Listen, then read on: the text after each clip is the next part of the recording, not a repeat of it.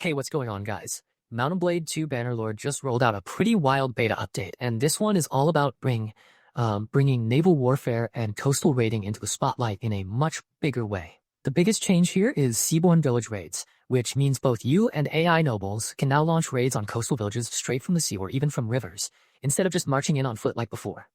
That alone changes the feel of the campaign map in a huge way, because now the shoreline is not just scenery anymore, it is part of the battlefield. To even get involved in one of these raids, you need at least 15 healthy troops and shallow draft ships. So this is not something you are doing with a tiny force and a dream. Once the raid starts, the village militia checks the balance of power and decides whether to stand and fight or just let the looting begin. If they resist, the game triggers a full Seaborne raid mission, and if they fold, you move straight into the looting phase right away. The update also gives you the option to send troops, but there is a trade-off, because the number of attackers per round is limited by the deck size of the shallow draft ships present. On top of that, the auto-battle rules have been adjusted too, with attacker horse archers taking a 50% power penalty, and defender archers getting a 10% power bonus, so the game is clearly trying to make the shoreline defense feel a little more dangerous and a little more believable. You can also choose which troops go with you on the raid, which is a nice touch for people who like to be picky about what kind of force they bring into a fight.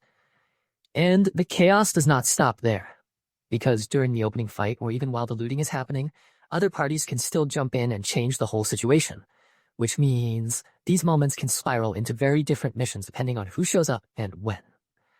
Once the mission actually begins, your ships sail towards specific landing points based on the scene terrain, and your troops automatically disembark when they hit shore.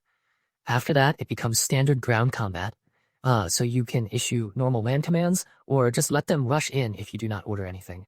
The defenders are not just standing around either, because they will try to hold choke points with melee troops, while ranged units take high ground and rain attacks down on the attackers. Another big wrinkle is that attackers coming in by sea do not get reinforcements, while defenders can still get backup during the mission, although that is less likely if the village only has a small militia. And if the raid fails, but you still have enough ships and troops on the campaign map, you can try again, which makes the whole system feel more flexible than a one-and-done battle. These fights now happen across 16 new reworked Seaborne village raid scenes, and the developers have said they want to expand that pool even more later.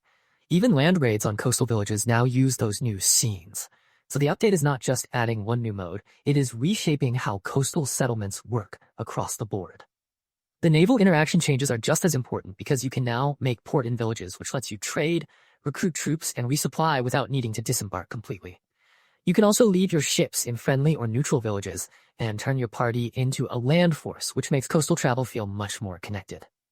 On the flip side, you can set sail directly from villages too, but only if your fleet is already there, and you still cannot call your fleet to a village the way you can with town ports.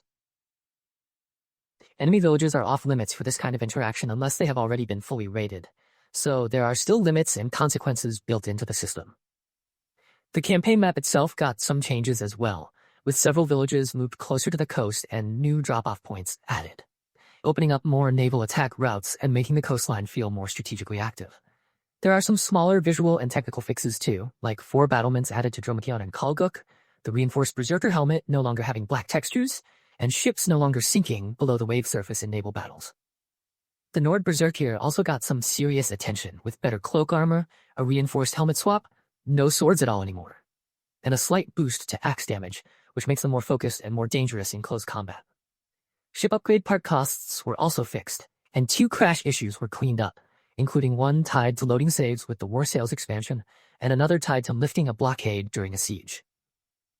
On the base game side, the beta update brings back the level progress bar on the character screen, now showing current XP instead of skill points, and it also fixes controller navigation problems in custom battle troop weight sliders, plus a drop-down issue with controller shortcuts. There is also a fix for army members breaking formation while raiding a village on the map, and a crash fix for closing a mission.